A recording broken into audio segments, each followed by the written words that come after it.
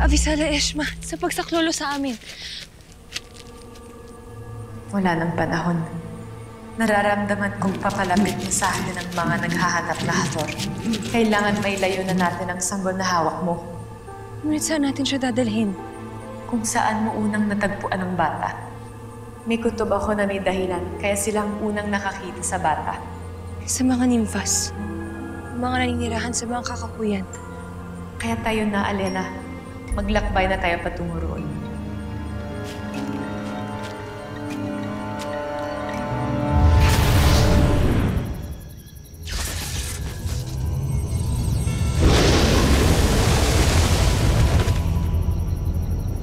Maasa ka pa ba na makikita natin ang dragon na kumuha sa sanggol?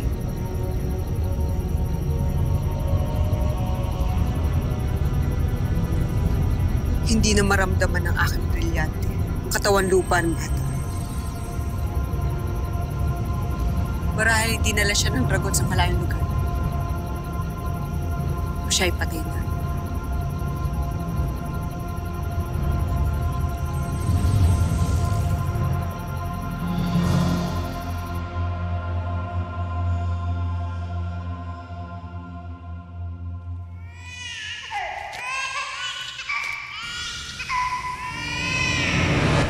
Ay, mahal ko. Ano't ikaw iyak ng iyak?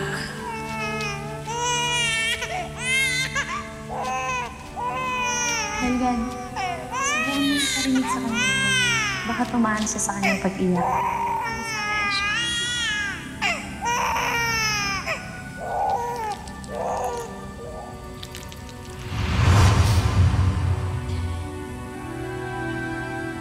O, ayun na. Nakakatulog na siya.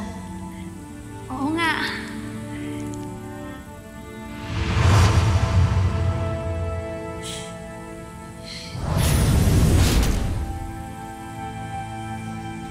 Mga diwata. Ano't ika'y nagbalik? Ikaw si Helgad. Ang nimfas na may dugong barbaro. Ako nga, diwata.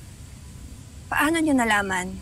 Walang bagay ang malilihim kay Cassiopeia, Helgan. Cassiopeia? Ang sinaunang diwata na makapangyarihan. Hindi mo kailangan gawin yan. Pagkat hindi pa ako isang bataluman. Kaya halika. Tumayo ka.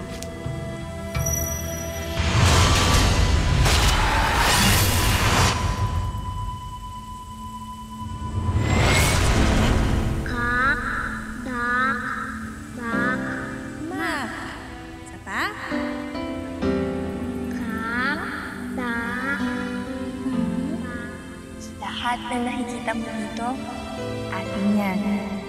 Kung bata ka pa, tumatakbo ka doon. Hanggang doon sa dulo. Tapos nakikipaglaro ka sa lahat ng mga nimpas. Avisala Eshma, anak. Salamat dahil hindi mo ako iniiwan. Tunay na mapalad ako sa iyo pagkat lumaki kang napakabuti.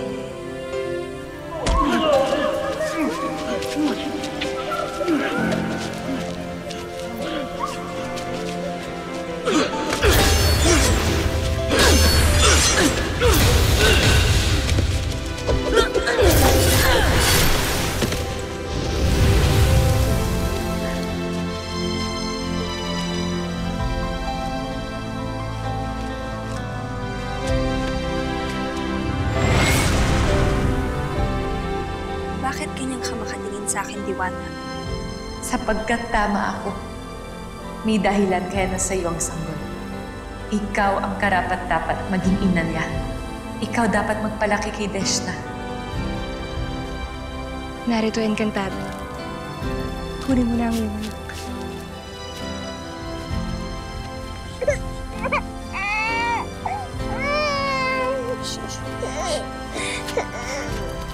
Hindi niyo batid kung gaano ko kasaya ngayon. Matagal ko nang pinangarap maging isang ina. Avisala Eshma, mga diwata.